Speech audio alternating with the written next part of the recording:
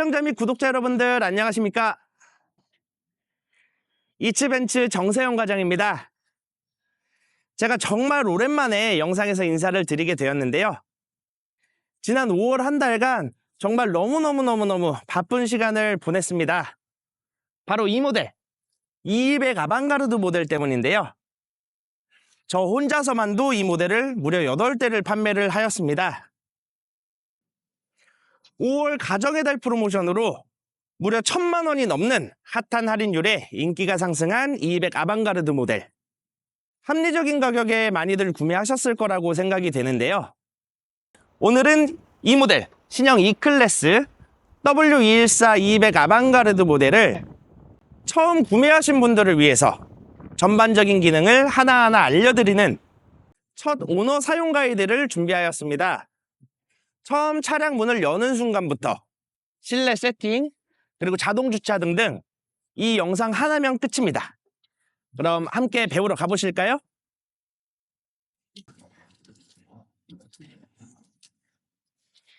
차량의 문을 열고 잠그실 때는 당연히 리모컨만 갖고 있다면 리모컨의 버튼을 통해서 열고 잠그고 하실 수가 있으시겠죠? 하지만 요즘은 키레스고라는 기능이 전반적으로 적용이 되어 있습니다. 그래서 키를 버튼을 굳이 누르지 않으시더라도 소지만 하고 있다면 문을 손쉽게 열고 잠그고 하실 수가 있으십니다. 문을 여는 방법은 E클래스는 플래시도어 핸들이라는 게 적용이 되어 있습니다. 이런 식으로 차량 안쪽으로 들어가 있어서 공기 저항 개수를 최소화시키는 그런 역할을 하고 있는데요. 플래시도어 핸들을 살짝 손등으로 훑어주시면 핸들이 튀어나오게 됩니다. 그러면서 이제 문이 열려서 손잡이에만 넣고 열어주시면 되시고요. 반대로 잠그실 때는 플래시도어 핸들의 우측 부분을 보면 네모나게 음각으로 되어 있는 부분이 보이실 겁니다. 이거는 클릭을 하는 버튼은 아니고요. 그냥 이제 센서인데 이 센서 부분을 엄지로 가볍게 훑어주시면 문이 잠기게 됩니다. 트렁크를 여는 방법은 총 3가지입니다. 첫 번째, 이제 물리적으로 손잡이를 통해서 여는 방법은 벤츠 로고의 아래쪽에 보시면 핸들이 숨어 있습니다. 손잡이를 눌러주시면 자동으로 트렁크를 여실 수가 있으시고요.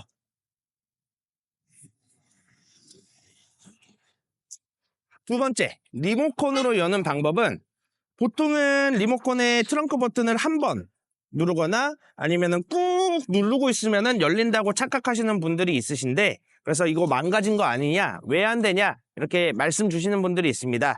하지만 벤츠의 트렁크를 리모컨으로 여는 방법은 리모컨의 트렁크 버튼을 2번 딸깍딸깍 눌러주시면 여실 수가 있으시고요. 잠그실 때도 마찬가지로 딸깍딸깍 더블 클릭으로 열고 닫고 하실 수가 있으십니다. 마지막으로 3번째로는 핸즈프리 액세스라는 기능입니다. 키만 소유를 하고 있다면 간단한 발짓 한 번으로 트렁크를 열 수가 있는데요. 다른 차종들처럼 저희가 막 휘젓는다고 열리지 않습니다. 정확한 모션을 취해야지만 열 수가 있는데요. 벤츠 로고 정중앙 가운데를 기준으로 자연스럽게 발을 한번 넣었다가 뒤로 물러나 주시면 이렇게 간단하게 열고 닫고 하실 수가 있으십니다. 트렁크 리드 쪽을 보시면 이렇게 버튼이 2개가 있는데 왼쪽 버튼은 간단하게 트렁크 문을 닫을 때 사용하는 버튼이고요. 오른쪽에 있는 자물쇠 버튼은 트렁크의 문이 닫히면서 차량의 문까지 모두 다 같이 잠기는 버튼입니다. 이렇게 장을 본 후에 트렁크에서 짐을 꺼낸 다음 바로 이제 집으로 돌아가실 경우에 그 자물쇠 모양 버튼으로 차량 문까지 같이 잠그면 굉장히 편리하시겠죠? 자, 그럼 차량에 탑승을 하여서 안내를 드려보도록 하겠습니다. 먼저 시동 버튼은 계기판과 센트럴 디스플레이 중앙에 동그란 버튼이 있는데 그 위쪽 부분을 눌러주시면 되겠습니다. 브레이크를 밟고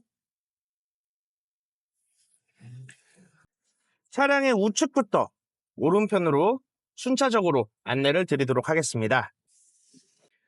처음 차량에 탑승하면 가장 먼저 이제 조절을 하셔야 될 부분은 시트 포지션이겠죠. 시트 포지션은 이렇게 도어 트림 쪽에 의자 모양으로 간편하게 조작할 수 있게끔 위치를 해 있고요. 헤드레스트 부분, 등받이 부분, 엉덩이 부분, 허벅지 부분이라고 보시면 되시겠습니다. 아래 거 엉덩이 부분 같은 경우는 앞뒤로 이런 식으로 조작이 가능하시고 위아래로도 조작이 가능하십니다. 엉덩이의 뒤쪽과 앞쪽 따로따로 위아래로 이제 조작이 가능하시고요. 허벅지 부분 같은 경우는 이 조그만한 버튼을 앞뒤로 조절을 해주시면 이렇게 보시면 이런 식으로 올리고 내리고 할 수가 있습니다. 헤드레스트 부분 같은 경우는 위아래로 조작이 가능하시고요. 자신의 포지션에 맞게 의자를 조절하셨다면 시트 하단 옆면에 보시면 동그란 버튼이 있습니다. 이 동그란 버튼은 요추 지지대를 설정하는 버튼인데요.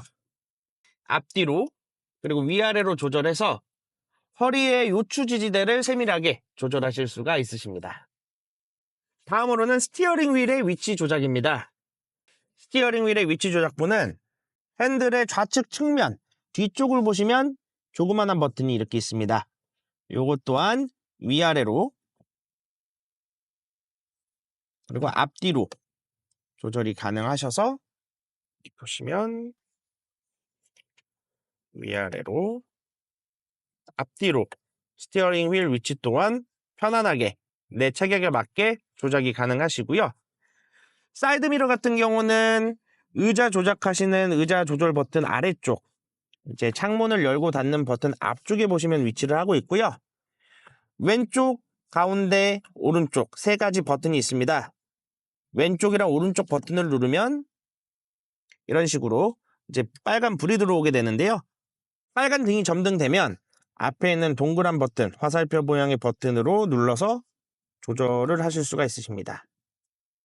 왼쪽 버튼이 당연히 이제 운전석의 룸미러 버튼을 조작하시는 버튼이고요. 오른쪽 불을 켜신 다음에 조절을 하시면 조수석의 사이드미러를 조절하실 수 있는 버튼이라고 보시면 되십니다. 차량의 문을 잠그면 당연히 사이드미러가 자동으로 폴딩이 되는데 뭐 좁은 길을 간다거나 인위적으로 내가 접어야 할 필요성이 있는 상황에서는 여기에 가운데 버튼을 눌러주시면 이렇게 사이드미러를 접고 펴고 하실 수가 있으시고요. 이렇게 포지션 정렬이 내 몸에 맞게 완료가 되었다면 이 세 가지 의자와 스티어링 휠의 위치 그리고 사이드미러 이렇게 세 가지를 저장하실 수가 있으십니다. 저장은 의자 모양 버튼 위쪽에 M, 1, 2, 3이라고 써있는 버튼들이 있는데 M 버튼을 한번 누르고 숫자 버튼을 누르면 그 버튼으로 이제 저장이 된다. 이렇게 생각하시면 되겠습니다. 누르면은 비품과 함께 1번에 저장이 된 겁니다. 그래서 다른 사람이 타서 이제 좀 변경을 하였다고 하더라도 저장한 버튼을 꾹 누르고 계시면 저장한 포지션으로 다시 돌아올 수가 있습니다. 메모리 버튼들 바로 위에는 열선과 통풍 시트 버튼이 있습니다. 총 3단계로 조작이 가능하시고요. 한번 누를 때마다 3, 2, 1 끄기 이렇게 통풍도 마찬가지로 3, 2, 1 끄기 이렇게 조작이 가능하시고요. 시트 조작 버튼 왼쪽에 이제 문을 여는 손잡이 위쪽에는 이제 잠금 버튼과 열림 버튼 이렇게 있다고 보시면 되시고 바로 하단 쪽에는 창문 버튼들 뒤쪽으로 조그만한 버튼이 하나가 더 있는데 이렇게 빨간불이 들어오도록 잠가 주시면 운전석에서만 창문 작동이 가능하고 조수석을 포함한 뒤쪽 양쪽에서는 조작이 불가능하십니다. 이제 어린 친구들이 탑승을 했을 때 창문을 열어서 위험한 상황이 될 수가 있으니까 이렇게 유아랑 동반 탑승했을 때는 잠가 놓으시면은 안전을 확보하실 수가 있으시고요. 그 바로 하단 쪽에는 은색 레버가 하나가 더 있습니다. 요거는 트렁크를 열고 닫고 할 수 있는 버튼이라고 보시면 되시겠습니다.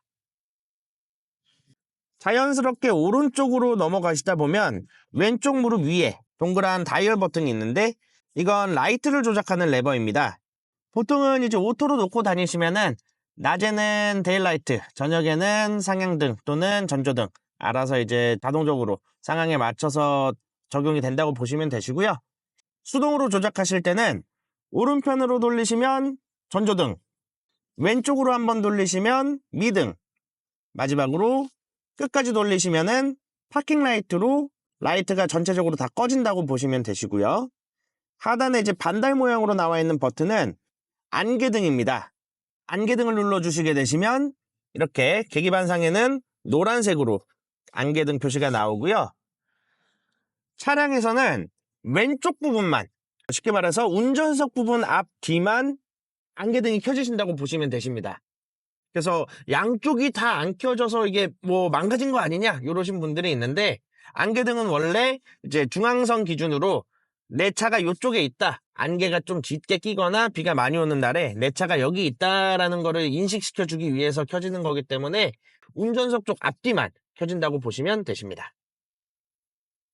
라이트 조절 아랫부분에는 전자식 파킹 브레이크가 위치를 하고 있습니다. 파킹 브레이크는 계기판상에서 이렇게 빨간색 P자 모양으로 표시가 되고요. 당겨주면은 풀리고 밀면은 잠긴다고 보시면 되시는데, 일반적으로는 저희가 그냥 드라이브 뒤로 놓고 운행을 하게 되면은 저절로 풀리고 파킹, 이제 파킹 버튼을 눌러주시게 되시면 저절로 잠긴다라고 보시면 되시는데, 이것도 라이트와 마찬가지로 필요시에 이제 수동으로 조작을 할 수 있게끔 레버가 위치해 있다고 보시면 되실 것 같습니다. 보통의 일반적인 차량들은 기어 노브가 이렇게 센터 콘솔 가운데 쪽에 위치를 하게 되어 있는데, 벤츠는 컬럼식 기어를 쓰기 때문에 저희 스티어링 휠 뒤쪽 조작 레버의 오른쪽에 위치를 하고 있습니다. 이렇게 보시면 브레이크를 밟으신 상태에서 위로 딸깍 할 때까지 올리면 계기판상에 R로 나오면서 후진, 아래로 딸깍 하게 되면은 뒤로 바뀌면서 드라이브, 그리고 뒤에 있을 때는 위로 살짝 딸깍하지 않고 위로 살짝 하면은 중립으로 간다고 보시면 되시고요. 마찬가지로 후진일 때도 아래로 살짝 하게 되면은 중립으로 간다고 보시면 되실 것 같습니다. 마지막에 이제 파킹을 하실 때는 파킹 버튼은 이쪽에 레버 끝쪽에 은색 버튼으로 위치를 하고 있습니다. 이 버튼을 눌러주시면 주차를 하실 수가 있으시고요. 만약에 운행을 하시다가 안전벨트를 매고 운행을 마치고 이제 주차를 했는데 P로 누르는 걸 깜빡했어요. 그 상태에서 벨트를 풀고 문을 열게 되면 자동적으로 이렇게 파킹이 잡힌다고 보시면 되실 것 같습니다.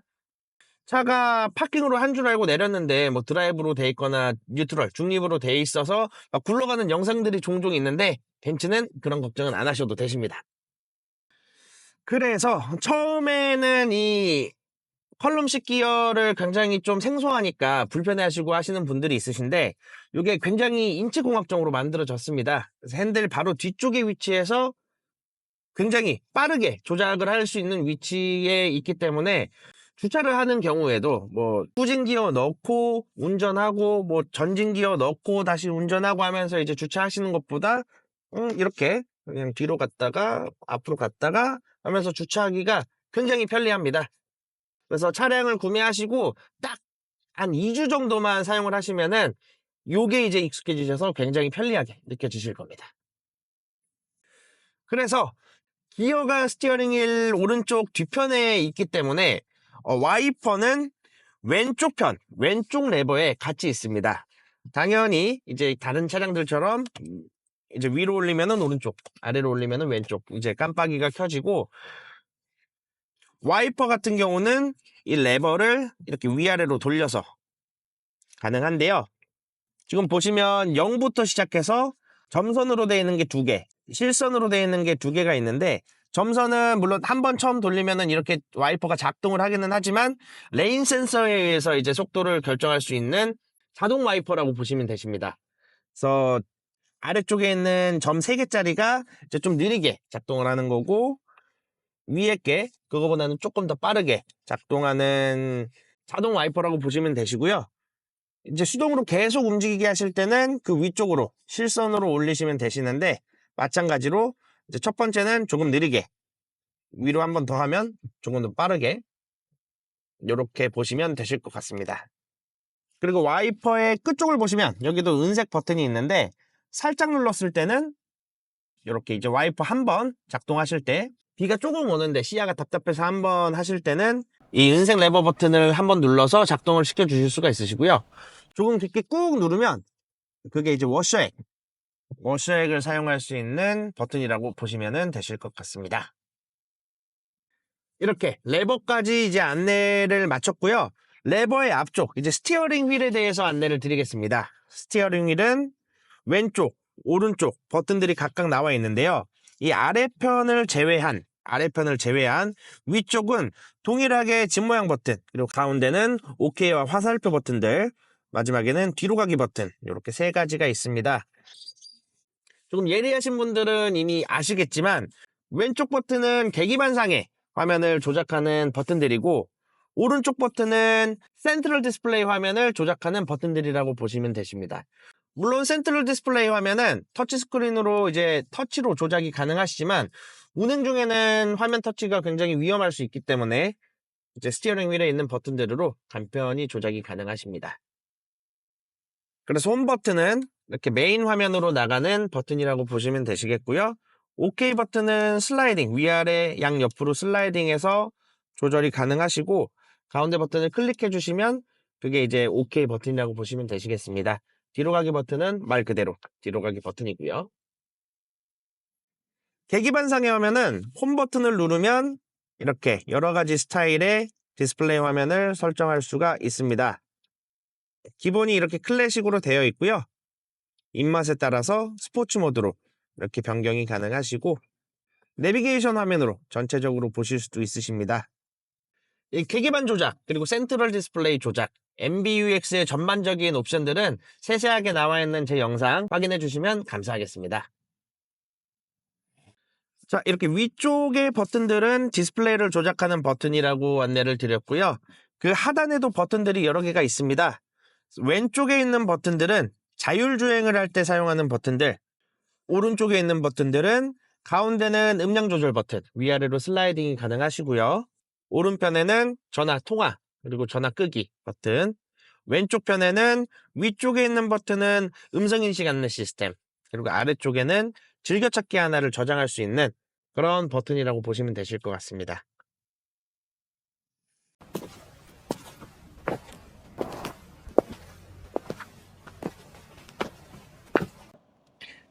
네, 정세영 과장입니다. 영상 중간에 갑자기 제 목장이 바뀌어서 당황하셨을 텐데요. 지난번 영상 촬영할 때 제가 반자율 주행 사용하는 법, 그리고 자동 주차 시행하는 법, 그리고 마지막으로 에어컨 조작하는 방법, 요 세 가지를 시간 관계상 미처 마무리를 짓지 못해서 오늘 마무리 지으려고 이렇게 영상을 다시 촬영하게 되었습니다. 지금 전시장에서 출발해서 간단히 원효대교를 넘어가면서 제가 반자율 주행을 어떻게 사용하는지 안내를 드릴 예정인데요. 일전에 다른 영상에서 제가 한번 그 시운전을 하면서 반자율 주행을 하는 법을 안내를 드렸던 적이 있는데요. 저희 벤츠의 반자율 주행 사용법은 굉장히 직관적이고 간단합니다. 지금 스티어링 휠의 왼쪽과 오른쪽에 동일하게 위치해 있는 집 모양 버튼, 그리고 OK 버튼, 뒤로 가기 버튼은 각각 왼쪽 버튼들은 계기판상에 있는 거를 조작하는 버튼들이고 오른쪽에 있는 버튼들은 센트럴 디스플레이 화면을 조작하는 버튼들이라고 안내를 드렸습니다. 그래서 반자율 주행 같은 경우는 왼쪽 하단편에 있는 버튼들로 작동을 하는데 일단 반자율 주행을 실행을 하시려면 계기판상에서 확인해야 될 부분이 있는데요. 가운데 이제 속도 게이지 왼쪽 편에 이 리미트 버튼을 누르게 되면 LIM이라는 걸로 표기가 됩니다. 이 왼쪽 스티어링 휠 상에 있는 LIM, 리미트 버튼이라고 하는데 이 버튼을 누르면은 계기판상에 있는 가운데 이제 속도 게이지 왼쪽 편에 모양이 바뀌게 됩니다. 일단 한번 보시죠. 유턴을 먼저 하고요. 안전하게.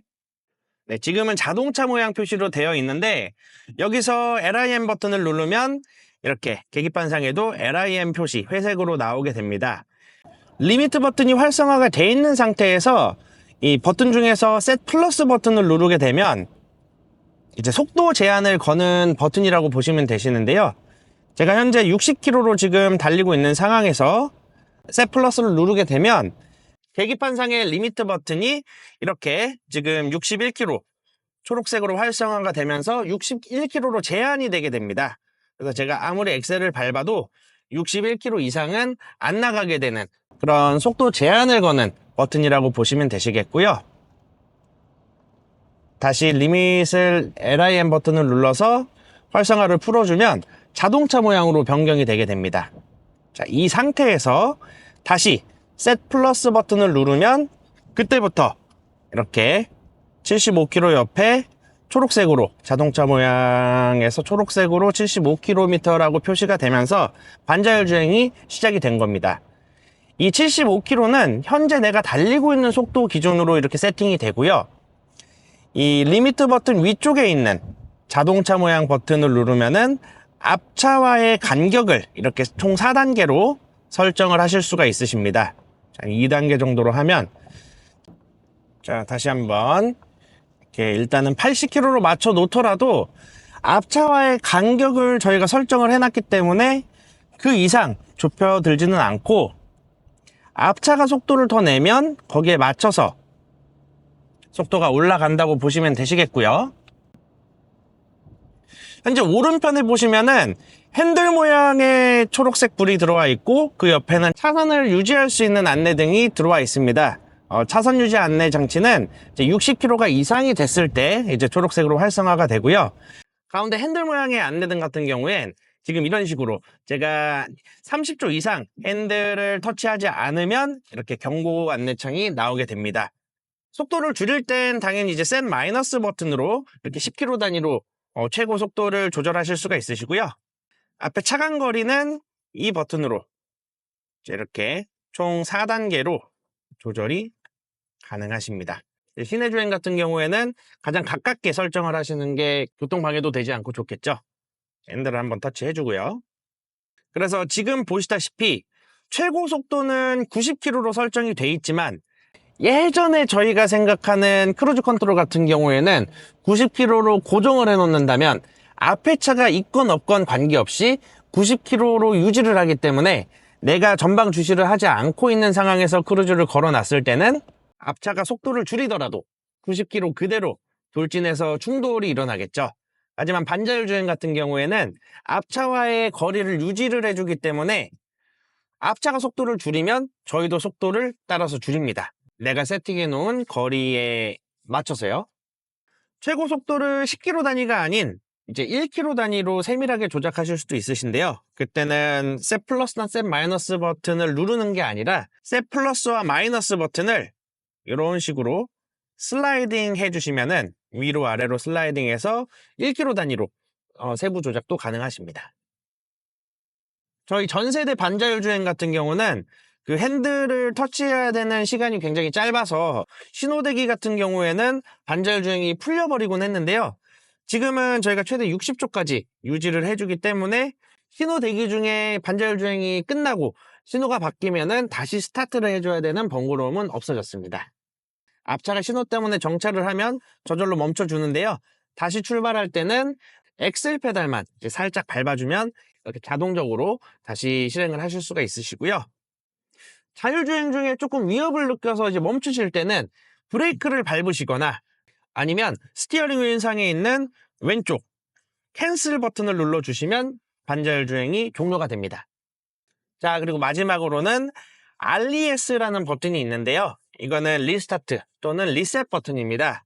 그래서 현재 아까 제가 반자율 주행을 캔슬 버튼을 눌러서 껐는데 RES 버튼을 눌러주면 아까 내가 마지막으로 시행했던 반자율 주행의 속도를 그대로 다시 켜주는 그런 기능이라고 보시면 되시겠고요. 또한 이 RES 버튼을 2번 연속으로 딸깍딸깍 눌러주면 현재 기준 도로의 속도에 맞춰서 이제 세팅이 된다고 보시면 되실 것 같아요. 자, 그럼 이제 자율주차를 한번 시도해 볼 텐데요. 이제 자동주차 같은 경우에는 백화점 주차장이나 이제 오래된 건물들 같이 좁은 주차장에서 굉장히 편리하게 사용할 수 있는 기능인데요. 저희 차량이 센서를 사용해서 이제 주차 공간을 확보를 하려면은 일단 주차장에 진입하신 뒤 다이나믹 셀렉트 버튼, 바로 오른편에 P자 모양 카메라 버튼이 있습니다.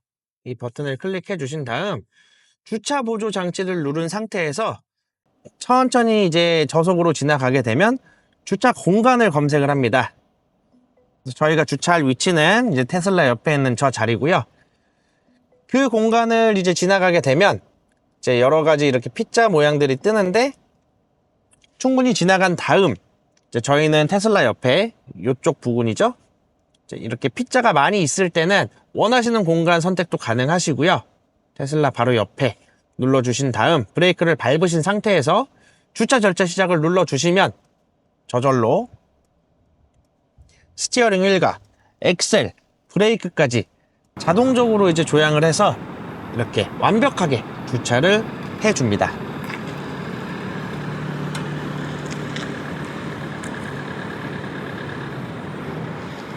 전진 후진도 이제 저희가 조향할 거 없이 알아서, 차량이 모든 걸 알아서 주차를 해주기 때문에 굉장히 편리하게 주차를 할 수가 있죠.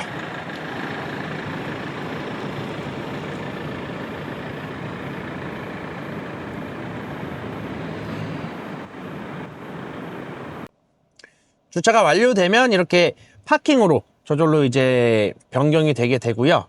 반대로 자율주차로 이렇게 주차를 하셨다면 나가실 때도 마찬가지로 자율로 나가실 수가 있습니다. 예를 들어 지금은 테슬라 옆에 공간이 비어 있어서 제가 나가기가 굉장히 편한 위치이긴 하지만 좁은 2대의 차량 사이에 주차가 되어 있다면은 나가시기 힘들 때 시동을 걸게 되면 화면상에 이렇게 출차 기능 사용 가능, 출차 시 여기를 터치하시오 라는 문구가 나오는데, 이걸 눌러주게 되면 이제 오른쪽으로 나갈 건지 왼쪽으로 나갈 건지 선택을 하실 수가 있으십니다.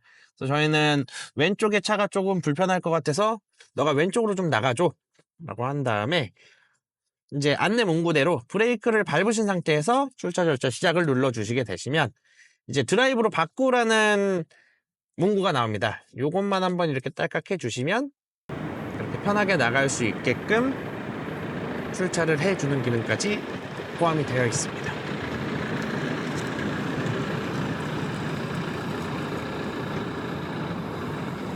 자, 이렇게 편하게 운전할 준비가 완료가 된다면 스티어링 휠 모양이 나오면서 그때부터 제가 직접 운전을 하면 되겠습니다. 자, 이제 마지막으로 에어컨을 조작하는 방법은 센트럴 디스플레이 화면상에서 조작을 합니다. 예전 같은 경우에는 이제 아랫부분에 이렇게 물리적 버튼으로 위치해 있었다면 지금 화면의 하단 부분에 이렇게 디지털로 들어가 있다고 보시면 되시는데요. 이제 가장 왼쪽 부분은 온도 조절 버튼입니다. 그래서 터치를 해주시면 이 가운데 이 바를 눌러서 슬라이딩해서 조작도 가능하시며, 이제 플러스 마이너스 버튼을 눌러서 0.5 단위로, 0.5도 단위로도 이렇게 설정이 가능하십니다. 운전석은 왼쪽 끝, 조수석은 오른쪽 끝 이렇게 나와 있는데요. 이제 싱크가 돼 있는 상황에서는 운전석 쪽 기준으로 이제 게이지 바를 움직이면 조수석까지 온도가 같이 동일하게 변경이 되고요. 조수석만 따로 이제 개별적으로 온도를 하고 싶다.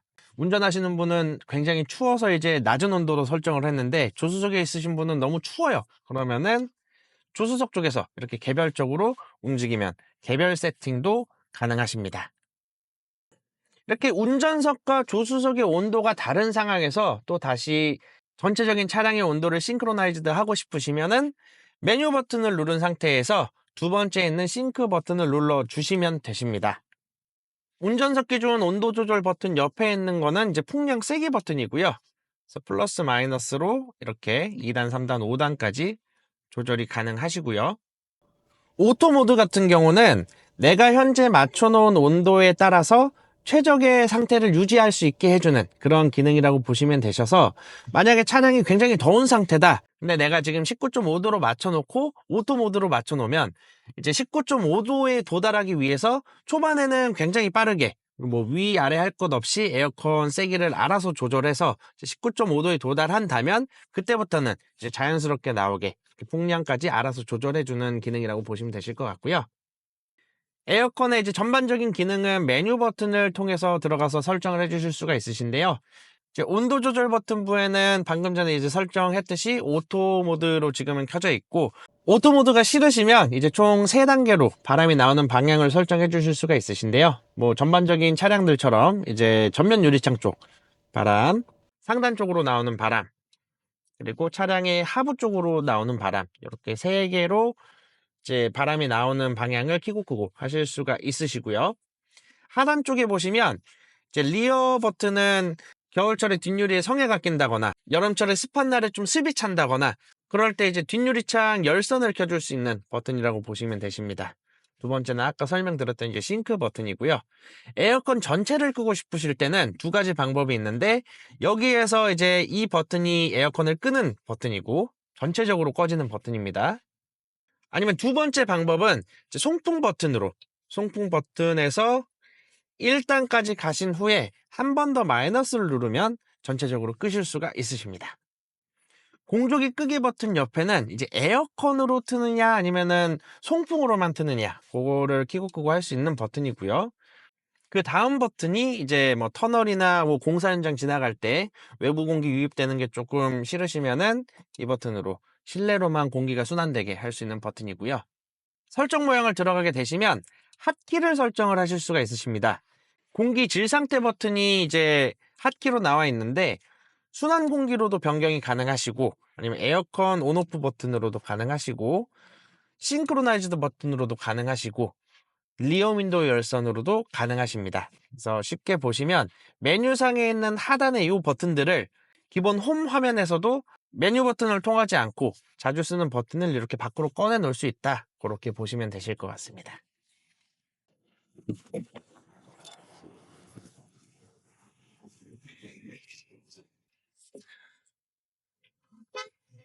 자, 이렇게 오늘은 핫하게 판매되고 있는 200 아방가르드 차량 처음 구매하신 분들께서 이해하시기 쉽도록 전반적인 사용법을 안내드려 보았습니다.